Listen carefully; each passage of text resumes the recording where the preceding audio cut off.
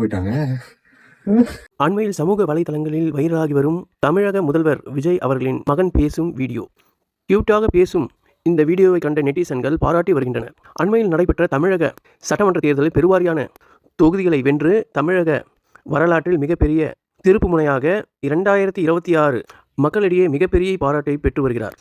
தமிழக முதல்வரின் மகன் இயல்பாக பேசி சிரிப்பது கண்ட நெட்டிசன்கள் அவரை வாழ்த்தி வரவேற்று வருகின்றனர் என்பது குறிப்பிடத்தக்கது. அந்த வீடியோவை தற்போது நாம் முழுவதமாக பார்க்கலாம். பண்ணதுக்கு அப்புறம் தான் விட்டாங்க.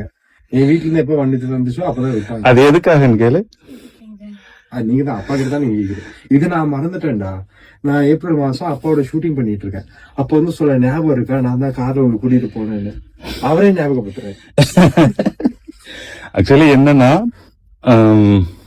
அப்பா பார்க்கணும், யாரு தளபதியை பார்க்கணும், பெரிய ஃபேன்ல. அப்போ வந்து கார்லயே தான் இருப்பாரு சார். அப்ப பார்க்க முடியாது அண்ணாவை. அப்போ பையன் ஸ்கூல்ல இருந்து ஒன்ன மாதிரி இருக்கும்போது வருவாப்புல. வரப்போ இவரை தூக்கி போய் செக்யூரிட்டி தான் போய் உட்கார வைப்பாரு. ஸோ செக்யூரிட்டி உட்கார வச்சா அந்த கேப்ல பாத்துரலாம், டிண்ட் ஒட்டி இருக்கும், பார்க்க முடியாது.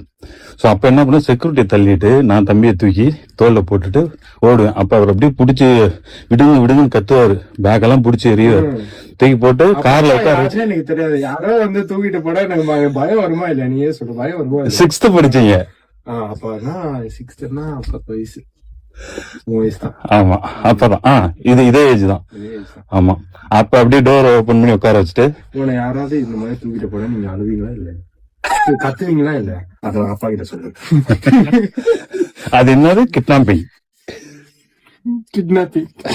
சோ இப்போ வந்து எனக்கு வந்து தம்பி படத்துல நடிக்கிறதுக்கு ஒரு வாய்ப்பு கிடைச்சிருக்கு.